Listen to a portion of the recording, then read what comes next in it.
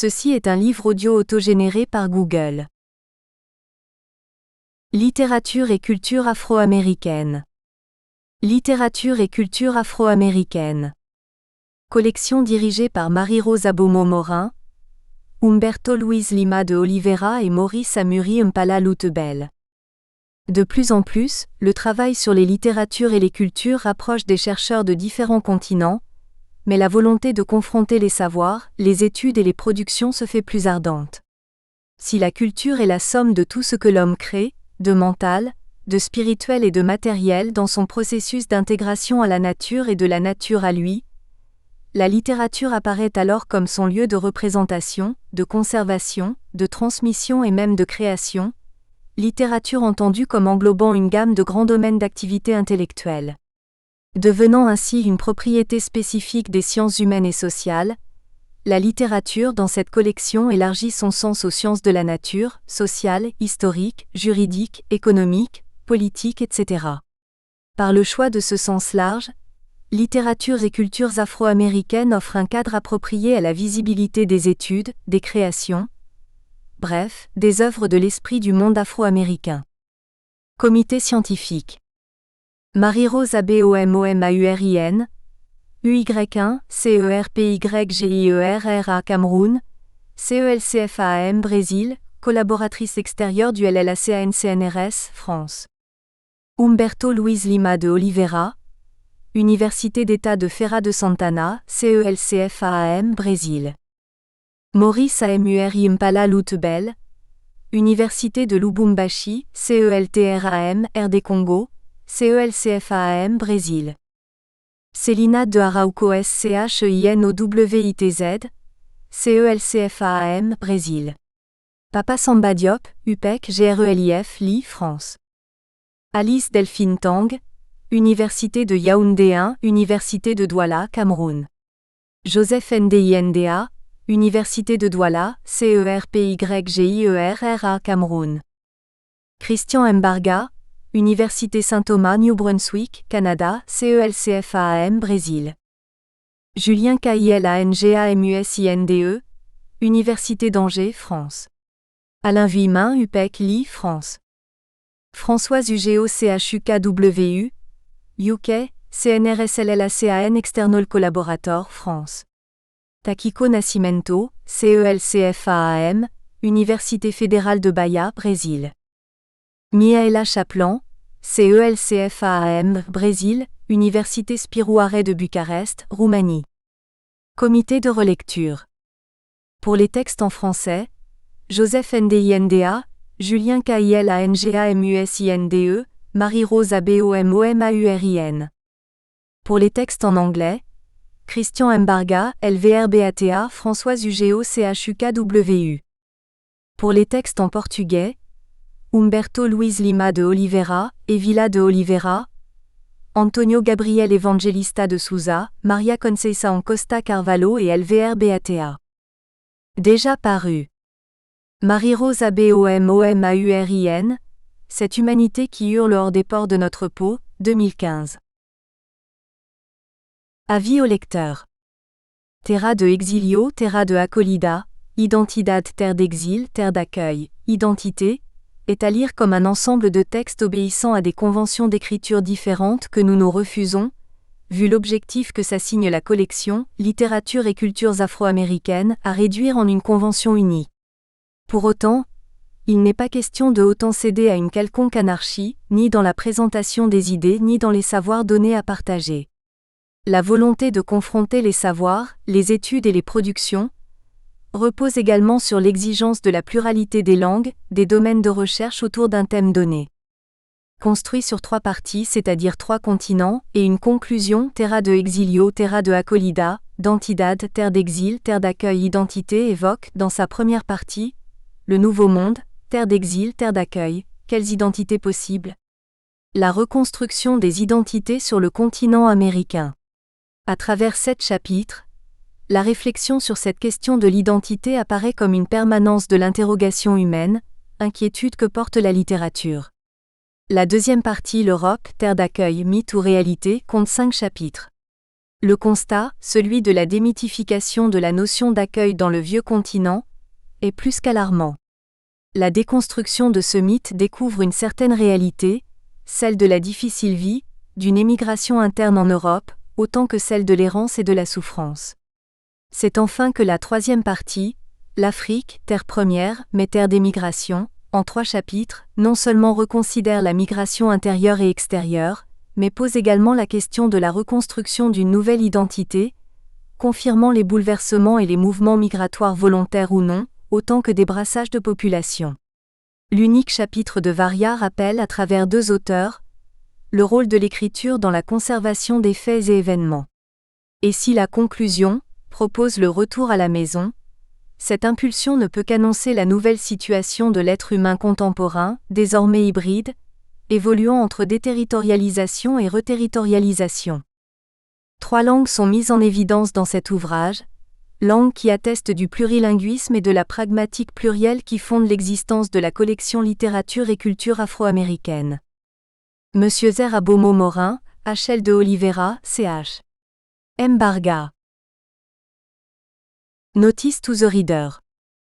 Terra de exilio, terra de acolida. Identidad, terre d'exil, terre d'accueil. Identité is a collection of texts representing different writing conventions that we do not wish to reduce to just one specific writing convention, given the goal of the collection Littérature et culture afro-américaine. At the same time, we have made sure that there is no anarchy whatsoever, be it in the presentation or the ideas herein contained.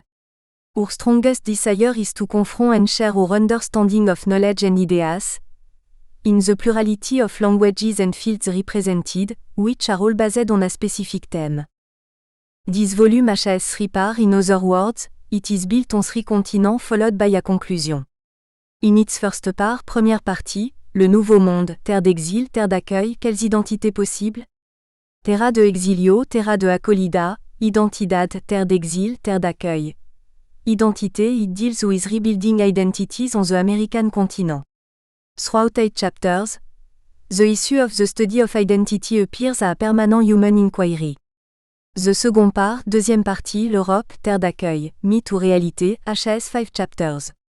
The realization of the intensity of the demystification of the concept of hospitality in the old continent is truly alarming. The deconstruction of this myth brings a new reality to light, that of a life of hardship, internal migration within Europe, vagrancy and suffering. The last part, troisième partie, l'Afrique, terre première mais terre d'émigration, consisting of 3 chapters, studies the migration within and without the continent. It further deals with the question of how to rebuild a new identity with the upheaval and population movements, both voluntary and forced, and the often resultant mixing of population within the continent. The conclusion propose returning home, which foreshadows the new situation of the contemporary human being, a hybrid, moving between deterritorialization and reterritorialization. Publications in this volume are in 3 languages, establishing its plurilingual and multi-pragmatic nature, forming the very core of the Littérature et culture afro-américaine collection. Monsieur Zer Abomo-Morin, H.L. de Oliveira, Ch. M. Barga. Introduction générale, la terre d'accueil, entre rêve et réalité. Depuis des temps immémoriaux, l'être humain migre, se déplace dans l'espace, se met en relation, se confronte, erre, dans une tentative infatigable de trouver sinon le bonheur, le confort, la sécurité, la paix sociale ou la paix intérieure, l'une n'étant possible peut-être sans l'autre. Il est certain que la permanence dans son propre sol natal n'est pas toujours possible. Et quand le foyer, la patrie, le terroir deviennent des dystopies, que reste-t-il sinon partir, affronter l'inconnu, aller vers la recherche de l'accueil?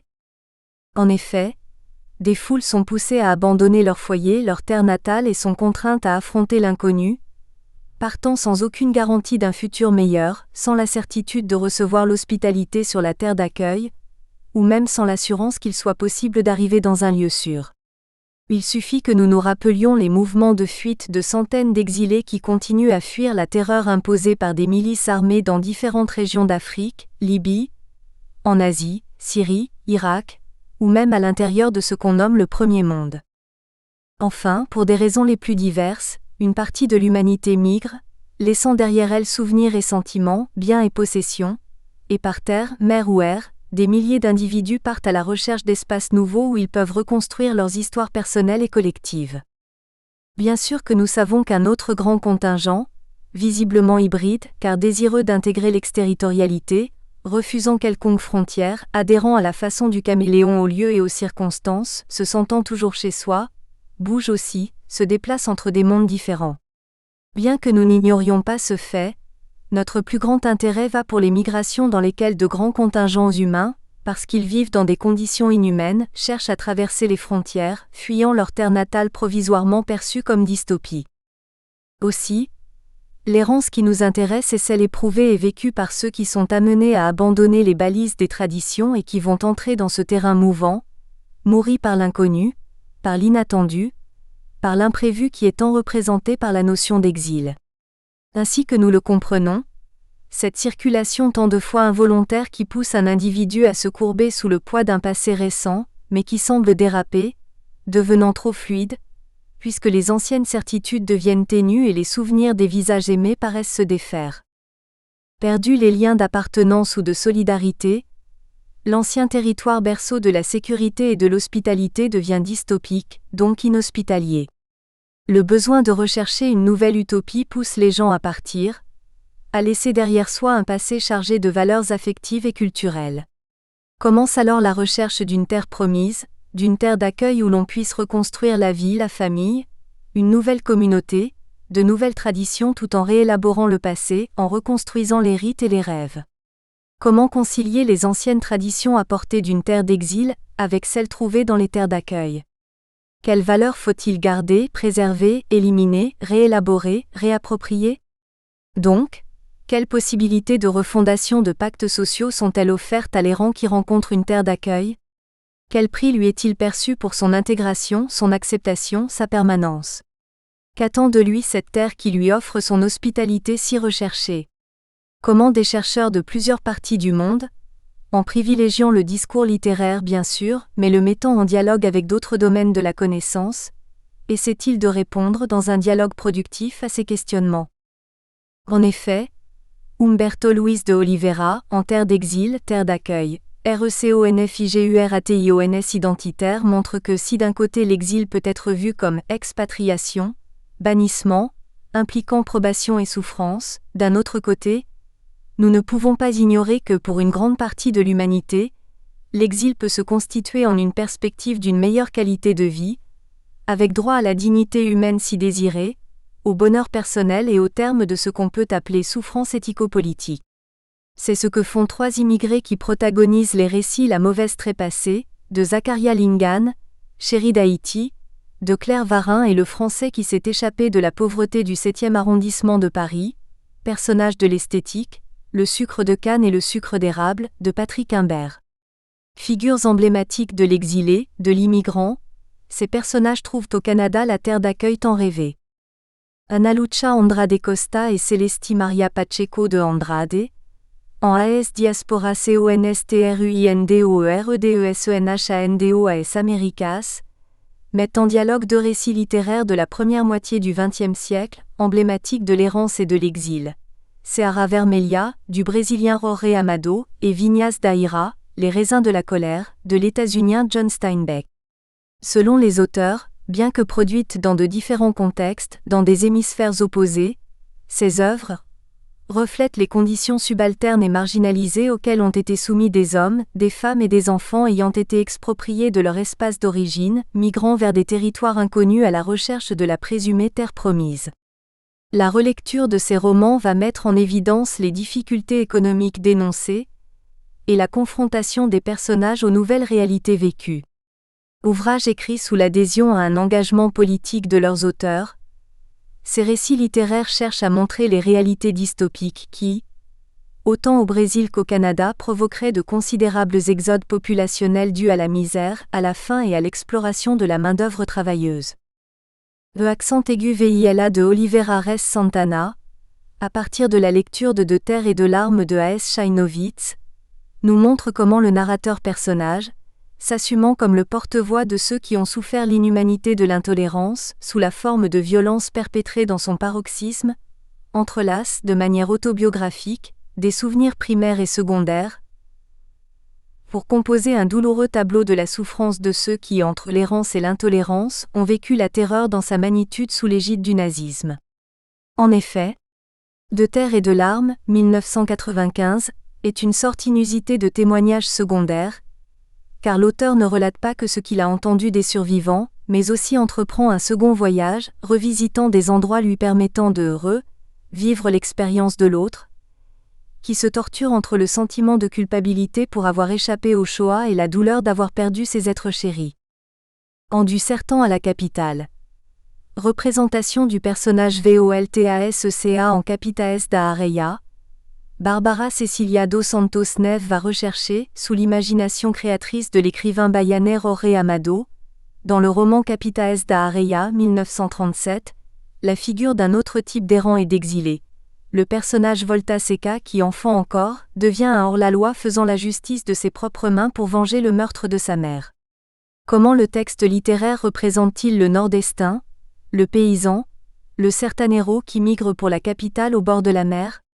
Quelles marques identitaires cet errant, encore adolescent, pourra garder en lui pendant qu'il s'abrite dans le vieux trapiche, trouvant parmi d'autres fugitifs, des garçons en situation de risque comme lui-même, la solidarité et la fraternité parmi les dangers d'une ville sous l'égide de l'indifférence.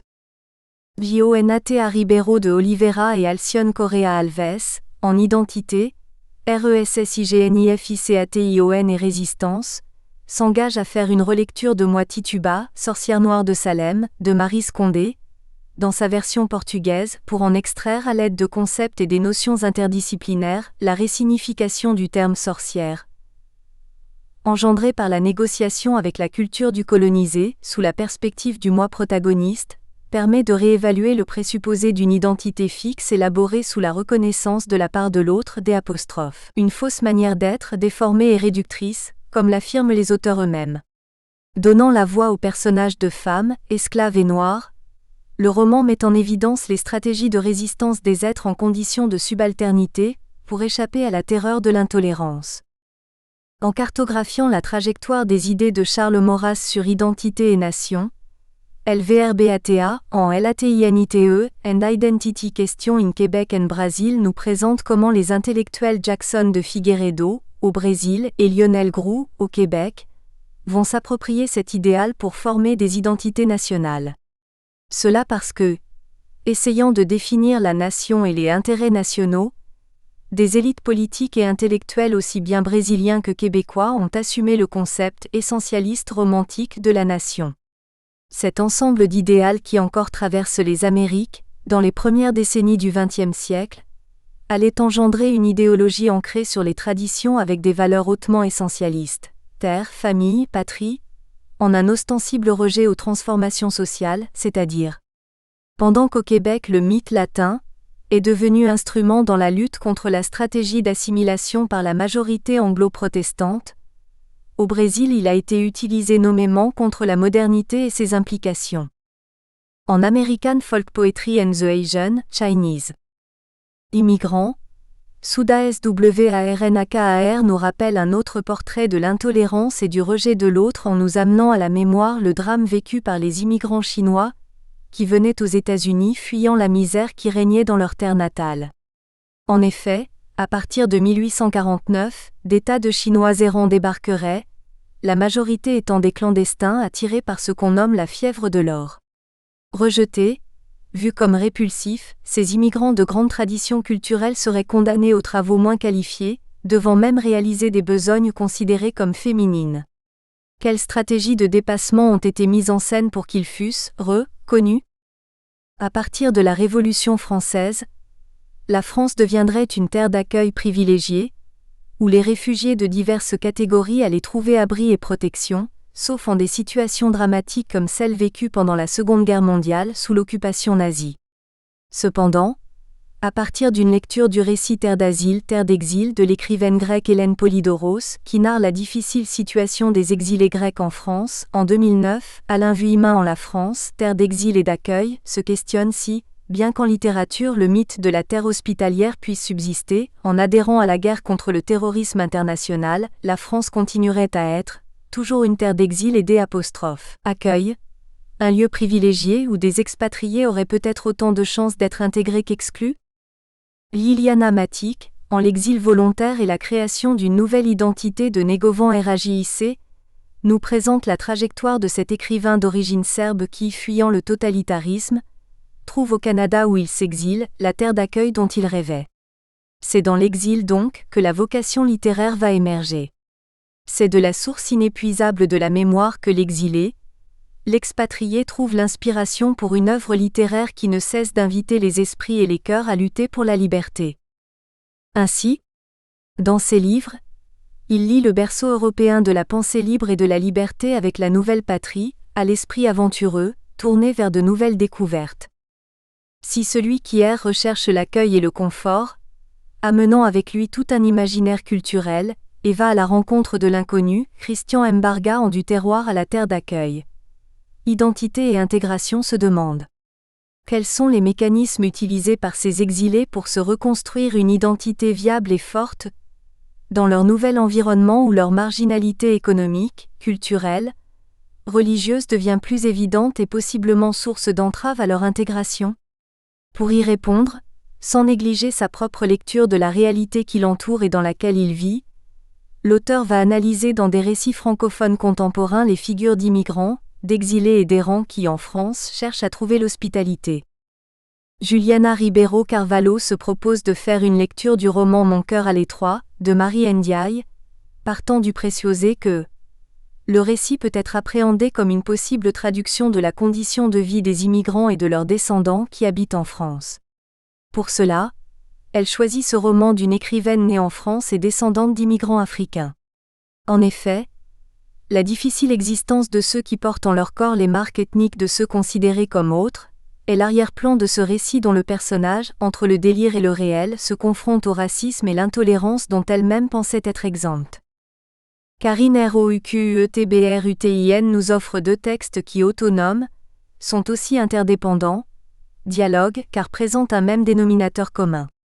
Cela parce que, à partir de sa propre expérience professionnelle en la condition de professeure orienteuse responsable de l'accompagnement d'étudiants des programmes de 3e cycle de l'Université Paris 7, avec d'autres collègues psychanalystes, auteur peut accompagner les luttes, les difficultés et les stratégies mises en œuvre par des jeunes étudiants immigrants qui se confrontent avec une réalité pas toujours hospitalière et qui ont la langue française comme une des principales limitations à surmonter, comme on peut voir en l'autre langue et la terre natale, la RENFERME, la taciturne, celle que le voyage au dehors ouvre et rend accessible.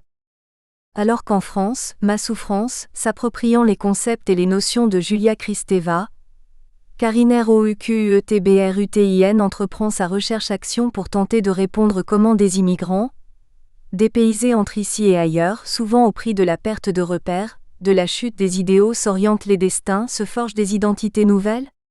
Pour mieux y répondre, reliant le réel à la fiction, elle confronte ses analyses avec la lecture du récit Espoir Blues de Souleymane Ouattara, jeune écrivain africain, dont la narration relate un voyage d'immigration. Abdelaziz Amraoui, dans son article Foi de la Rouille, où Quand le romancier devient historien nous montre comment la fiction cherche à relire l'histoire officielle et institutionnalisée pour raconter des événements et des faits qui ont marqué l'histoire du Maroc à partir entre la fin du XIXe siècle et le XXe siècle, en mêlant personnalités historiques et personnages au service de la fiction. La légère frontière entre histoire et fiction sera vaincue grâce à la maestria d'écrivains qui sauront opérer le transfert de la référentialité historique soumise à une épreuve de vérification dans un récit a priori appartenant au régime fictionnel, comme le démontre le roman La vieille dame du Riad, de Foi de la Rouille. AYAOVIXOLALIMOUMOUNIAGBOKE, en discours et redéfinition identitaire dans Elle sera de jaspe et de corail nous montre comment Where Liking, dans son roman Elle sera de jaspe et de corail, va opérer avec les concepts d'identité, culture et altérité et ainsi réactualise cette lancinante question de redéfinition identitaire de l'homme africain dans la société postcoloniale. Il faut remarquer que, en fuyant les essentialismes identitaires, l'écrivaine camerounaise démontre que, indépendamment de sa condition ethnique ou raciale, tout être humain a besoin de redéfinir son identité, et pour cela, doit déconstruire les fausses certitudes et repréciser les valeurs les plus authentiques. À partir des concepts bakhtiniens d'exotopie et d'altérité, Jean-Paul Rucinagizda va montrer comment, en Retour de Manivelle, de Julien Kilanga, le personnage d'un jeune Africain qui se verra obligé d'abandonner sa terre natale, allant à la recherche de la prospérité, devra se rendre capable de négocier des positions et ainsi construire sa propre identité dans laquelle, d'une manière interdépendante, dans une relation continue, se présente de façon incontournable l'imbrication des notions de tradition et de traduction culturelle. Car, faisant penser à la dialectique du centre et de la périphérie, le roman démontre qu'il suffit pour réussir dans la vie d'un travail opiniâtre, un esprit ouvert et l'observance des valeurs morales. En marge de cette écriture propre à l'exil, et pour traiter de la recherche humaine pour essayer d'enregistrer la fugacité du temps, d'éviter l'oubli, une des formes les plus communes sera l'art de l'écrit, l'acte de narrer des accents aigus et accents graves naîmant et des faits et ainsi éveiller chez le lecteur un éventuel enchantement du regard, une résignification des événements. En CRONISTASM Dialogo, Machado de Assis RUBEM Braga, JOSUELENE da Silva Souza établit des parallèles entre deux des plus célèbres chronistes brésiliens, Machado de Assis et Rubem Braga, lesquels, en différentes époques, ont marqué de façon indélébile l'art de narrer des événements à travers toute une technique qui implique en appropriation et réélaboration de ce qui, non écrit, non dit, pourrait se perdre pour toujours, échapper au regard, disparaître de la mémoire. De cette façon, à travers des textes littéraires variés, les auteurs qui composent ce recueil apportent au public leurs interprétations des lectures qu'ils ont réalisées sur les thèmes de l'exil, de l'errance et de l'accueil. Ils ont trouvé dans la littérature et dans la littérature comparée en particulier, des sources inépuisables et généreuses où les écrivains cherchent, à leur tour, recréer des mondes, refonder des utopies dans une vision anticipée de futurs possibles. C'est ainsi qu'on peut lire Le chemin de la maison, ou La quête du retour chez Jorge Amado, Gisèle Pineau et GASTONPAULFA, titre de l'article de Marie-Rose Abomo Morin, qui clôt ce recueil et qui fait une incursion dans 3 romans, du Brésil, des Antilles et d'Afrique. En effet, soit le personnage d'Antonio Balduino en Bahia de tous les saints, de l'écrivain brésilien Jorge Amado, soit Julie, la grand-mère guadeloupéenne de l'exil selon Julia, de la franco-antillaise Gisèle Pineau, ou encore le personnage d'Obama, de Je la voulais lointaine de l'écrivain franco-camerounais Gaston Paul Effa, ces 3 personnages rêvent d'entreprendre le retour vers le passé, ici vu comme espace idéalisé de rencontre avec soi-même. Ce chemin vers chez soi peut être vu aussi bien comme des retrouvailles avec le chez-soi, mais également la fin d'une quête identitaire qui cependant prouve combien le personnage est désormais un être hybride, car être en relation exige de négocier des positions et de redéfinir des valeurs. Loin de réifier des identités essentialistes, les articles ici présents, imbus de l'espoir partagé par leurs auteurs. Une société humaine plus juste est possible, et sa construction doit être entreprise dans une utopie concrète, comme l'affirme Ernst Bloch, dans un rêve diurne par des hommes et des femmes qui en prenant leur destin en main entreprennent comme ces personnages fictionnels présentés le chemin de chez soi, ici pris comme rencontre avec soi-même, après qu'on a vaincu les batailles de l'intolérance, du racisme, de l'ignorance. Humberto Luiz Lima de Oliveira. Première partie, Le Nouveau Monde, terre d'exil, terre d'accueil, quelle idée ENTITES possible. Chapitre 1, terre d'exil, terre d'accueil, RECONFIGURATIONS identitaire. Humberto Luiz Lima de Oliveira. 1. L'endroit d'où je parle. Né dans les Amériques, au Brésil en particulier, le thème de l'exil et de sa contreface l'hospitalité ne pourrait pas m'être étranger. En effet, on ne pourrait pas parler de nouveau monde sans la présence des immigrants. Dans le cas brésilien, les Portugais qui sont arrivés ici étaient majoritairement des exilés dans le sens plein du mot. Condamnés au Portugal, ils venaient vers la colonie pour accomplir leur peine, expier leurs crimes, exécuter leur épreuve. Désireux de rentrer rachetés, ils ne pouvaient pas penser à construire des édifications trop solides.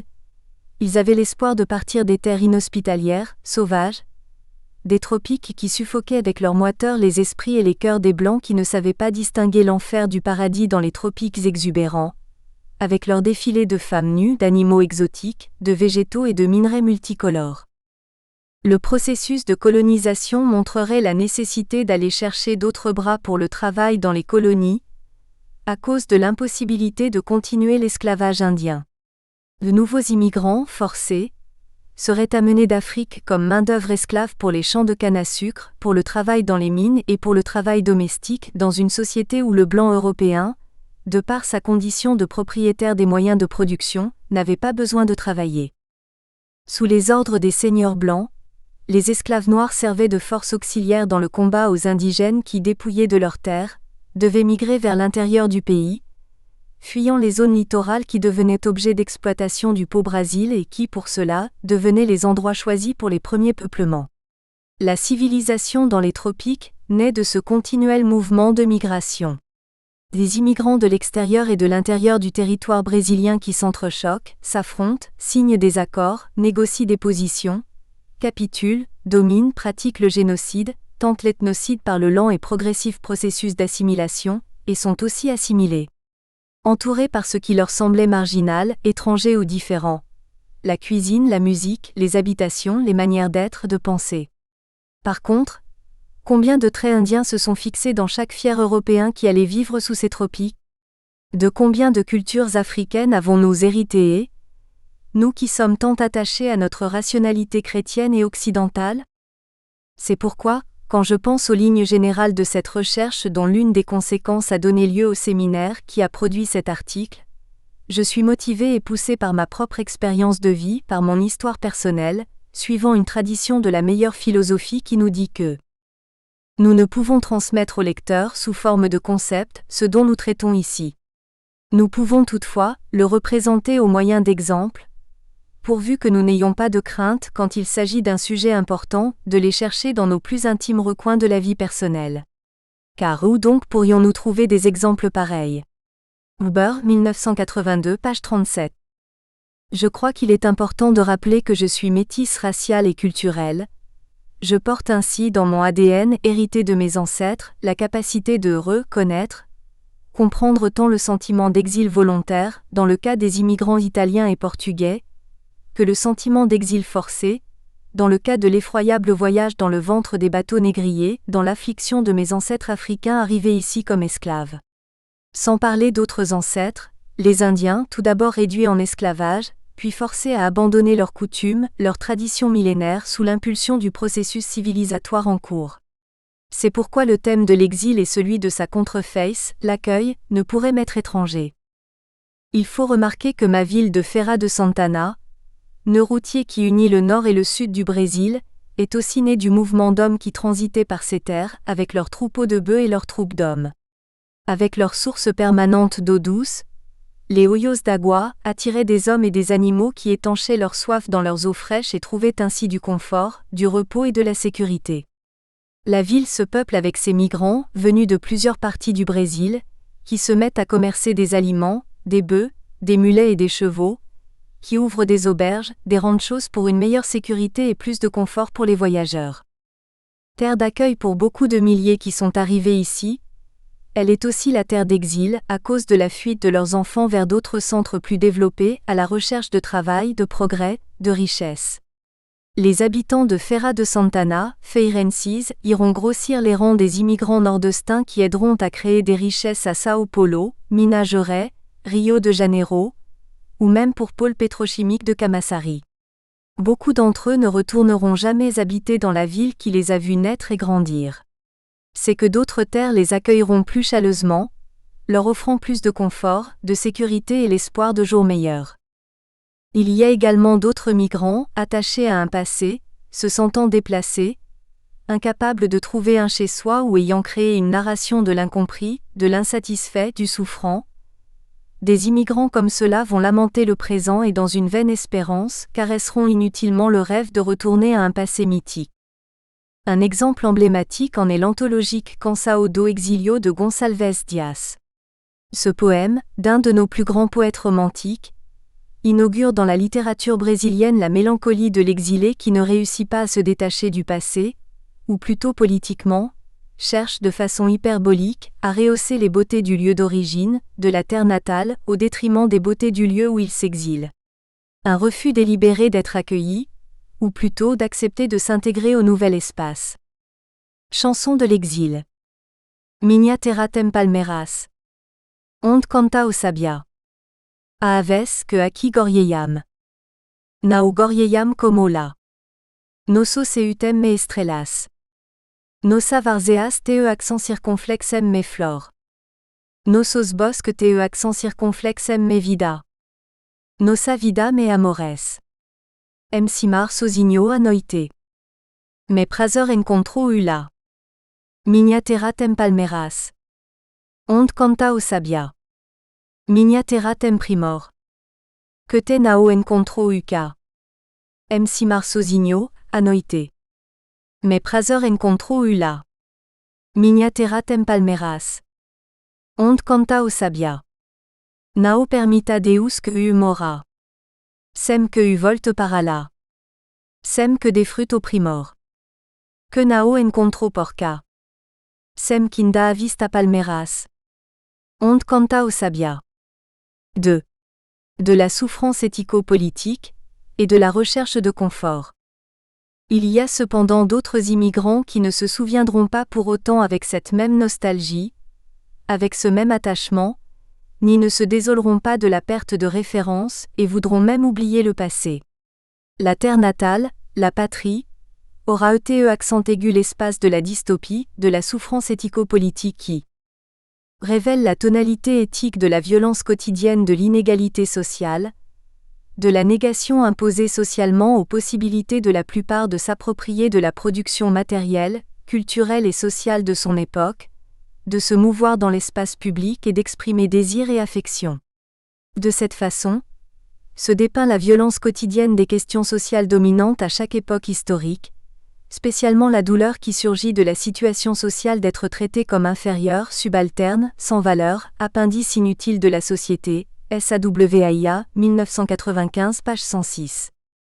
En fait, l'époque contemporaine expose à nos regards les mouvements de migration, parfois poussés au paroxysme, obligeant des multitudes de personnes à connaître l'errance et l'exil, par lesquels des individus sont obligés de se déplacer pour les causes les plus diverses. Ainsi, des foules sont poussées à abandonner leur foyer, leur terre natale et sont contraintes à affronter l'inconnu, partant sans aucune garantie d'un futur meilleur, sans la certitude de recevoir l'hospitalité sur la terre d'accueil, ou même sans l'assurance qu'il soit possible d'arriver dans un lieu sûr. Il suffit que nous nous rappelions les mouvements de fuite de centaines d'exilés, qui continuent à échapper à la terreur imposée par des milices armées, dans différentes régions de la planète.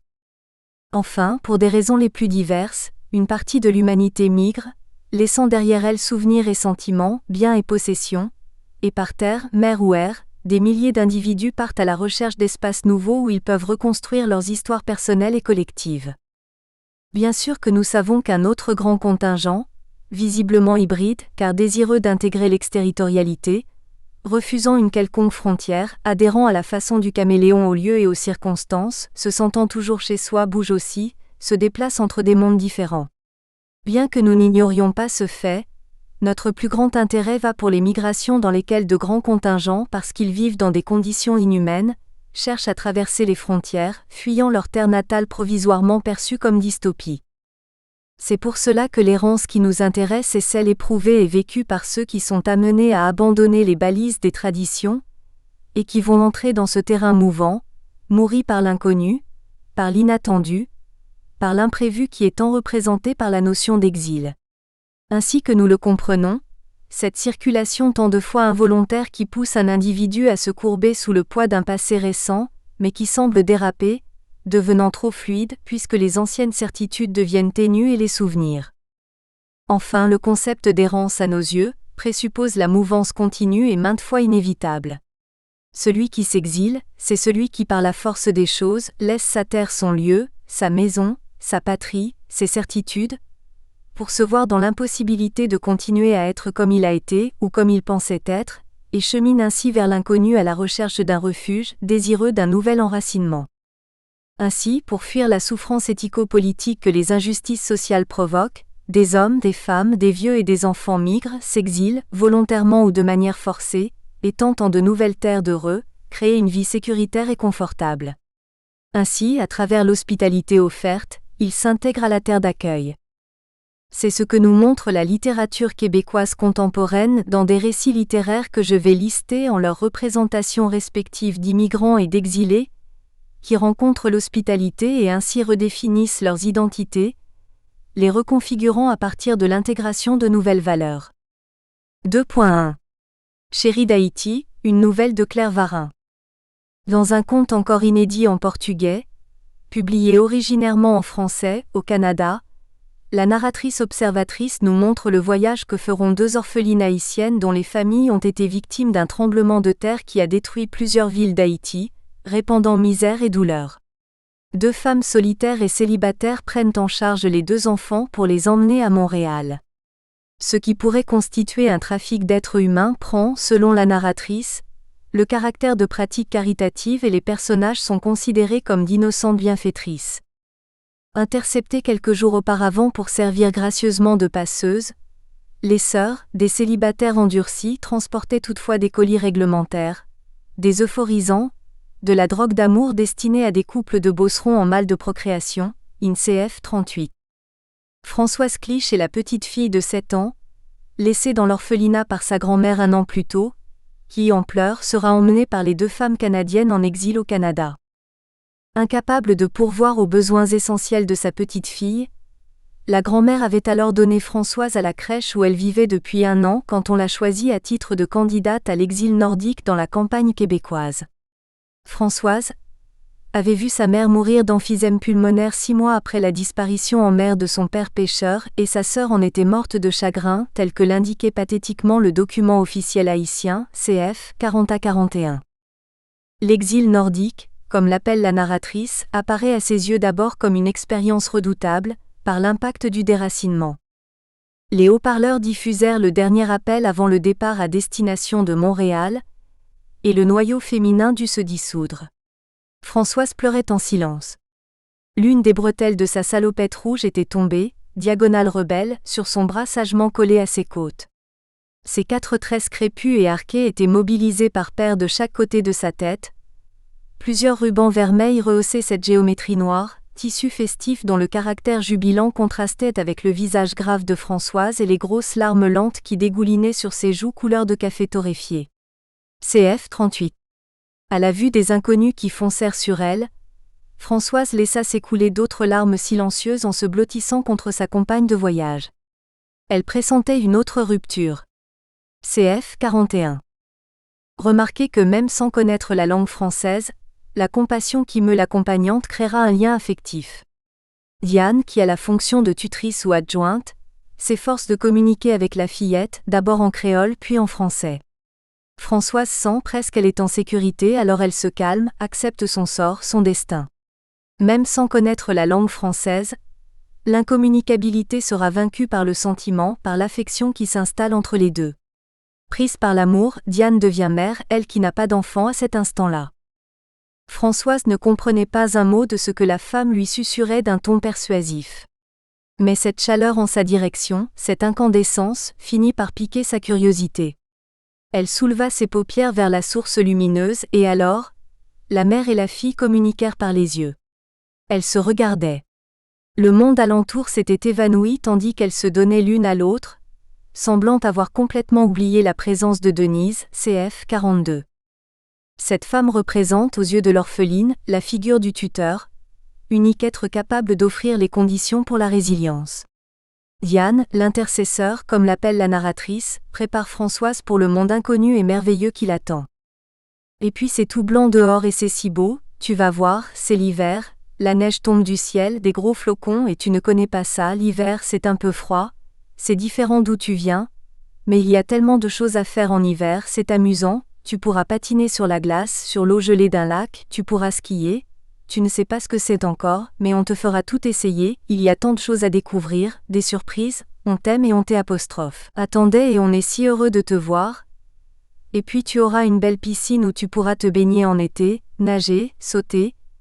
Et puis il y a un terrain très grand où tu pourras courir et où il y a des vaches et des poules, des chats et un chien, c'est chez toi. Dans ta nouvelle maison, tu auras une chambre tout à toi. Ton frère t'attend, il est impatient de te rencontrer et grand-maman aussi et on est tellement content que tu sois arrivé. CF 42. Françoise est ainsi préparée pour recevoir un nouveau foyer, pour être intégrée à une nouvelle terre, à une nouvelle famille qui l'attend. Et peut-être ne se souviendra-t-elle jamais avec joie de la terre qu'elle quitte. 2.2. La mauvaise trépassée de Zakaria Lingan. Angelina Sanoui est une immigrante pauvre et noire qui obtient un visa d'immigration et s'installe à Montréal. Sa terre natale, où prédomine la dystopie, devient un lieu où règne la violence contre les femmes, la superstition, la pauvreté, la phallocratie. N'ayant pas eu d'enfant particulièrement mâle, Angelina sera répudiée bien qu'elle ait cherché sans cesse la cure pour son infertilité. De la côte africaine. Une bande de terre. Un village de l'Ouest. Je n'avais que des riens. Une vilaine baraque de planches recouverte de tôle ondulée, un petit commerce de poissons fumés. Je vivais avec peu. Avant d'arriver ici, des hommes j'en ai eu, en commençant par 2 maris coutumiers. D'un arrangement familial, si vous préférez. Avec le premier, 5 ans de stérilité dans le lit conjugal sous son œil qui m'accusait. Il a dit que j'étais aussi aride que la glaise assoiffée de pluie. Je suis allé voir un guérisseur. J'ai commercé avec lui. Pour que mon ventre fasse pousser la semence de mon homme, il m'a donné des cataplasmes, des onguents, des décoctions, des poudres, des fumées qui purifient, des bains rituels, des baumes, des lavements, des amulettes. Tout a été contraire à ma guérison. J'ai été répudiée. MT 68. Devenue résidente du Canada, Angelina Sanoui arrive à trouver du travail dans une usine de vêtements pour enfants. Pour pouvoir épargner un peu de ce qu'elle gagne comme salaire, et aider sa famille restée en Afrique, elle fait de pénibles économies en se rabattant sur des produits de qualité inférieure ou de seconde main. Avec mes petits besoins, je faisais maigre. Je grattais en marchant le dimanche pour le Dollarama et le petit circuit des poulets à $2 sur Saint-Laurent. J'achetais le riz cassé en vrac chez le marchand sri-lankais de Parc Extension. Je me contentais des fruits et des légumes peu frais de chez Annie Fruits au marché Jean Talon. Je faisais les brocantes, les ventes de garage, le bazar de l'église Saint-Eustache, le magasin Renaissance de la rue de Castelnau. Comme le dit mon amie haïtienne, Marie-Flore, la croix des pauvres est tellement mitée qu'elle s'effrite avant même qu'elle soit portée sur un dos. Avec tout ça, l'argent j'en envoyais au pays, mais j'en gardais un peu à la caisse populaire, comme en cas d'en cas, MT page 75. Se sentant dévalorisée dans la terre natale, Angelina Sanoui cherche à s'intégrer au Canada, à la vie de la ville de Montréal, et elle sait qu'elle ne pourra jamais rentrer en Afrique, et explique pourquoi. J'ai fini par comprendre que je n'avais plus d'avenir au pays. Une femme là-bas s'évalue au même titre que les chèvres et les vaches. Vaches, nous le sommes pour notre robe, pour le lait et la besogne, pour les veaux que nous donnons ou pour l'abattoir si nous cessons de produire de notre chair. MT page 69. Je mentirais si je disais que ma terre natale ne m'a jamais manqué. Mais j'ai évité la nostalgie qui perturbe en me rappelant les regards qui se chargent de crainte quand on nomme notre président à vie, les bidonvilles, les écoles sans bancs, les fonctionnaires hautains, les dos qui se courbent, les viols, le banditisme, les enfants emportés par les fièvres comme les fleurs de manguier fauchées par l'orage. Jamais je n'aurais échangé mon nouveau pays pour l'ancien. MT page 75. Épistolaire. Ce conte tragicomique narre la péripétie de cette femme qui, sachant que les dénommés autres sont invisibles ou indistincts aux yeux du même, prête son passeport et sa carte d'assurance maladie pour que sa sœur, apparemment enceinte d'un mauvais esprit, puisse accoucher. Il faut remarquer que Frosima est la dernière femme de la famille capable de procréer, et cette grossesse peut casser la malédiction qui pèse sur la famille considérée comme incapable d'engendrer des enfants. Avant qu'elle arrive, j'avais pris rendez-vous avec un docteur. Euphrosima et Angelina et Euphrosima, nous étions faites de la même chair. Où était le problème? J'étais sa sœur, elle était ma sœur. Notre père et notre mère nous aimaient pareillement. Peut-être était-ce pour cela que nous nous ressemblions tant physiquement, comme 2 palmes de rognier. Même visage, malgré nos 3 ans de différence. Je regardais ma photo sur ma carte d'assurance maladie, et je voyais Euphrosima. Avais-je le choix? La laisser mourir? Laisser disparaître notre sang? MT page 76. Sur la table de chirurgie, Euphrosima mourra. Le certificat de décès, bien sûr, sera au nom d'Angelina Sanoui qui sera interdite de retourner au travail, qui aura ses cartes de crédit et d'assurance maladie annulées et qui errera comme un fantôme. Le docteur Gagnon est venu me parler dans la salle d'attente avec son teint de poulet fraîchement tué. Il m'a expliqué que le fibrome m'avait emporté sur la table d'opération. Je ne me réveillerai plus jamais, MT page 76. Pour renverser la situation, le personnage écrit une lettre émouvante, bien que naïve, où elle expliquera son repentir et demande pardon aux autorités gouvernementales représentées par narratrice Madame la directrice de la commission. C'est qu'Angelina se sent pleinement intégrée au sol canadien.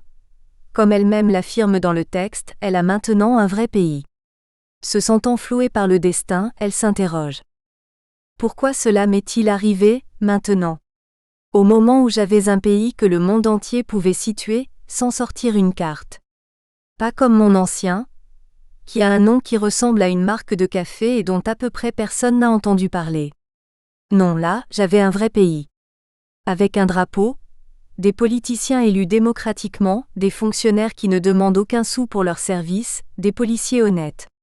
Un pays qui me donnait un bon travail, un confortable 3,5 avec de l'eau au robinet, un réfrigérateur sous garantie, un téléviseur couleur avec beaucoup de chaînes, un téléphone pour appeler chez qui je voulais, les autobus à la porte, des magasins où je pouvais entrer juste pour regarder MT page 71.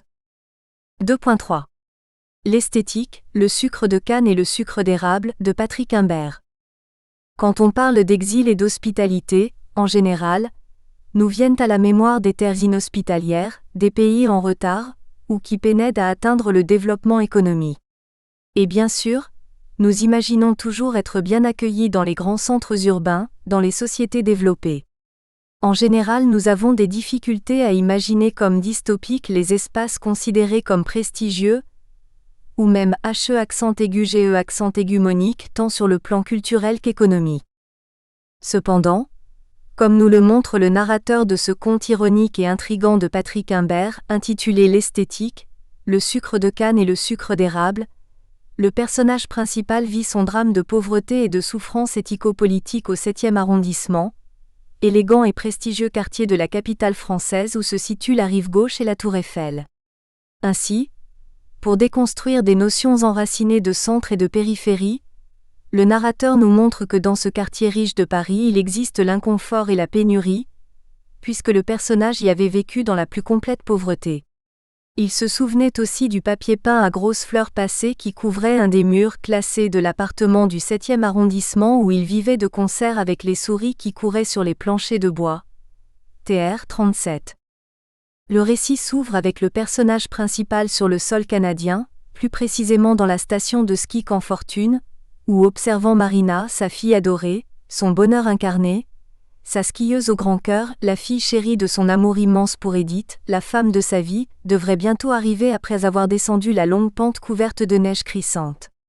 TR 1.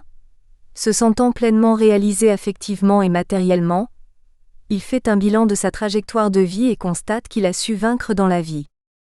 Comblé, il rêvassait, fort de ses 45 ans à son arrivée comme immigrant de France au Canada lorsqu'il avait 20 ans. Il y était maintenant dans ce Canada qui lui avait apporté un sentiment de relaxation immédiate, face à des défis dont il savait qu'il pourrait les surmonter. TR 1. La pauvreté et les très mauvaises conditions de vie réservées aux dépossédés peuvent être mesurées par ce que le personnage considère comme une esthétique marquée par le manque de couleurs, par le manque d'art, car par la pauvreté, la grisaille, la crasse, les murs et le bric-à-brac du dépotoir, les sociétés plongeaient les enfants dans une nuit sans étoiles, dans une brume sans lune. TR page 3. Ce fait se vérifie, selon le narrateur, autant dans le 7e arrondissement de la capitale française que dans les bidonvilles de n'importe où. En effet, bien avant de s'établir définitivement au Canada, déjà diplômé en sociologie de l'Université d'Ottawa, le personnage voyage, réalisant des conférences, et, comme volontaire, passe un séjour dans une favela de Rio de Janeiro, alphabétisant des enfants pauvres d'une façon assez peu conventionnelle. Au lieu de crayons et du papier, le sucre de canne, qui devra être parcouru par le doigt des enfants affamés qui associeront plaisir et assouvissement en traçant des lettres cursives sur les tables, est utilisé.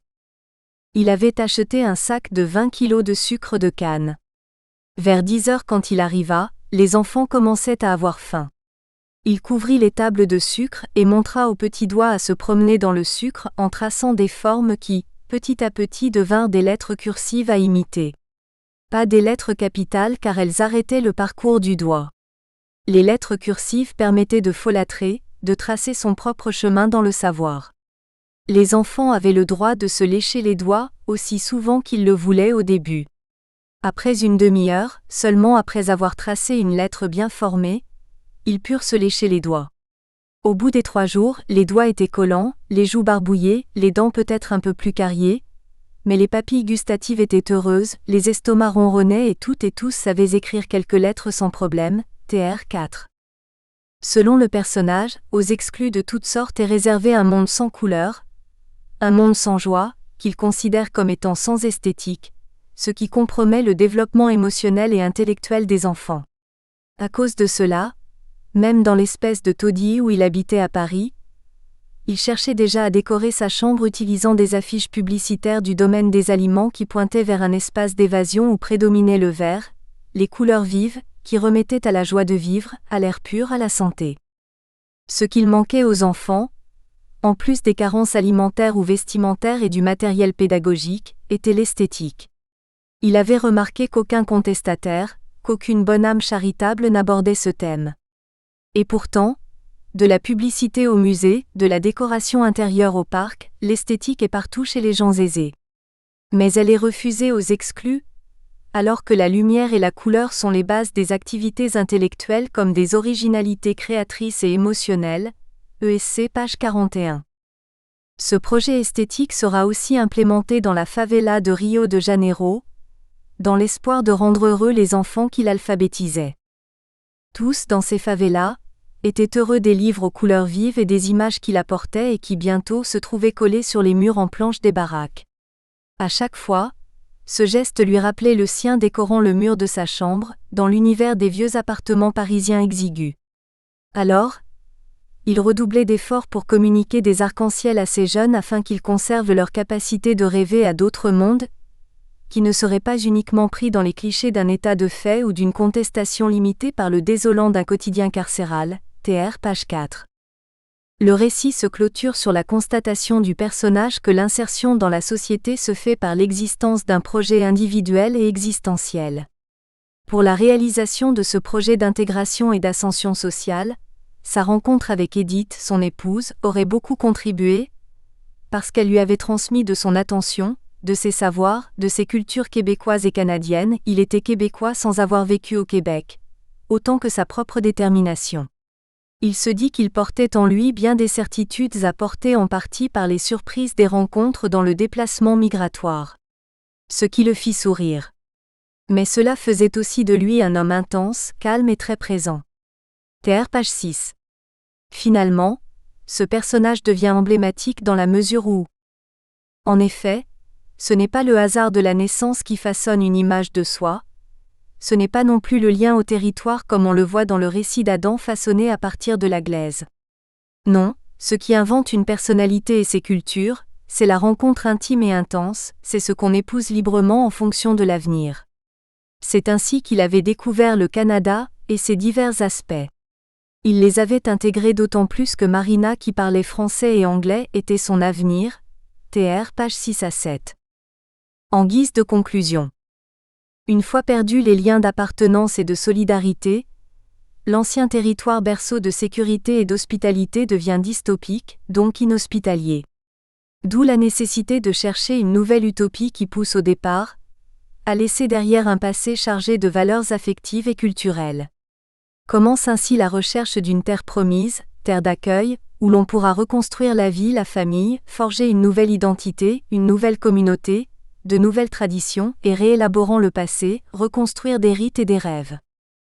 Il est bien sûr que même l'ancien exilé, maintenant intégré, pourra garder dans sa mémoire des traces d'un passé que, même de plus en plus éloigné, sans doute par fierté ou nostalgie, il aimerait qu'on ne les efface pas, comme le montre cette chanson populaire du nord-est brésilien. Peau de Arara. Luis Gonzaga. Quando uvim do sertão seu moço. Do me bodoko. A malota era, sako. o cadeado era, no. Sotrasia a coragem e acara. Viarando numpo de harara. Upenei, maaki shegei. Truxo triangulo, no matulao. Truxo gongue, no matulao. Truxo zabumba. Dentro do matulao. Chote maracatu e baiao. Tudo isso truxenome, matulao. Intégrés à la vie locale, ayant trouvé des tuteurs qui les ont soutenus dans leur développement psychique, ces personnages trouvent la terre d'accueil, le nouveau monde. L'hospitalité souhaitée leur sera traduite par des conditions matérielles qui leur permettent le confort et la sécurité. Les personnages de fiction qui échappent à des pièges essentialistes peuvent donc entrevoir, après leur exil et leur errance, la promesse d'un nouvel enracinement ou ancrer de nouveaux rêves et réaliser leurs désirs. Une consolation pour ceux qui, se sentant perdus, ont parcouru de longs chemins qui se sont reconfigurés dans de nouvelles reterritorialisations.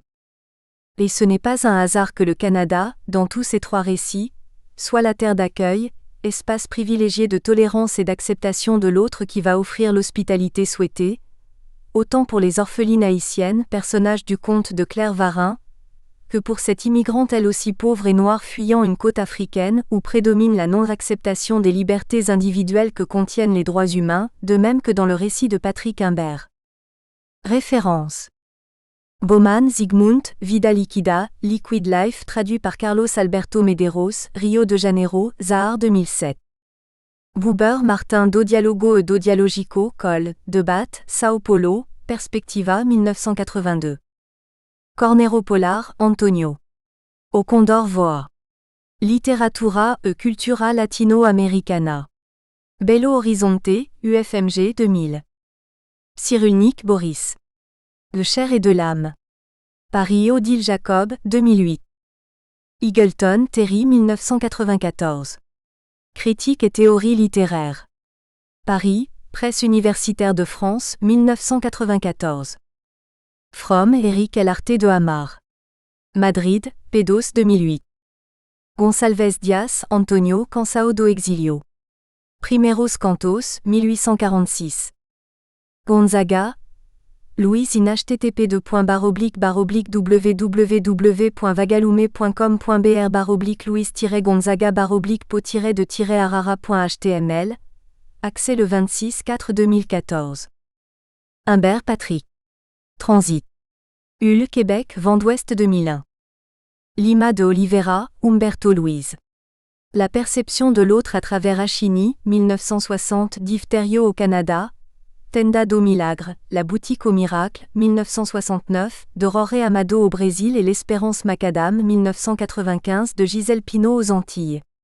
Thèse de doctorat sous la direction d'Alain Vuillemin. Université d'Artois, 2009. Disponible sur http://www.thèse.fr/2009 arto 0009-documents. LINGANE, Zacharia. Aquaba des nouvelles de l'Afrique de l'Ouest. Montréal, Adage 2004. Morin Edgar. A cabeça bem feita. Repensar a reforma e reformar o pensamento. 5 ed. Tradução, Eloa Jacobina. Rio de Janeiro, Bertrand Russell 2001. Ribeiro Darcy. O Processo Civilizatório Brasileiro. Sao Paulo, Companhia das Letras, 1998. SAWAIA, Bader. A Artimanhas da Exclusão. Analyse psychosocial e ética da desigualdade social. Petropolis, Vos, 1999. Steiner, Georges, Alfabetização Humanista Linguagem e Silencio, Sao Paulo, Companhia das Letras, 1988. Varin Claire. Le Carnaval des Fêtes. Québec, 3-2003. Chapitre 2. LEITURAS Reflexoes Fronteiriça, AS Diaspora CONSTRUINDO AS Americas. Ana Lucha Andrade Costa, Celesti Maria Pacheco de Andrade. O exilio nos impel a pensar sobre ele, Mae, terrivel de experienciar. SAID, 2003/46. Os Romans Avinhas da Ira, 1939, Seara Vermelha 1946, Obras de autoria respectiva de John Steinbeck e Jorge Amado, Sao narrativa escrita em hemisférios diferentes do continente americano, respectivamente no norte e sul, se aproximam per la similaridade de drama, temas e tipo humanos que acompoem. A obras resaltam o éxodo de duas famílias expulsadas terra onde viviam em decorrência de motivos históricos, geográficos e culturais, deslocando-se por caminhos desconhecidos em busca da sobrevivência. Romans escritos na primeira metade do século XX cujas histórias retratam a dificuldades econômicas de adaptação às nova realidade vivenciada pela personagens diante de contexto social que impulsionou, no Estados Unidos e no Brasil, éxodos populacionais devido à miséria, a fome e exploração da mão de obra trabalhadora. Diante de contexto social excludente e opressor, a narrativa registra a luta pela sobrevivência, a manutenção de valores humanos e a organização de grupos de resistência à exploração trabalhista e a legalização dos direitos humanos. Nos Estados Unidos da América, os arrendatários das terras são vítimas da Grande Depressão Econômica, e, após o crash da Bolsa de Valor, não conseguem honrar os compromissos e são expulsos de sua terra, migrando da região oeste para o leste do país. No Brasil, a má distribuição de imensas propriedades territoriales. Nous espérons que vous avez apprécié cet aperçu. Pour continuer à écouter ce livre audio sur Google Play Livres, utilisez le lien dans la description de la vidéo.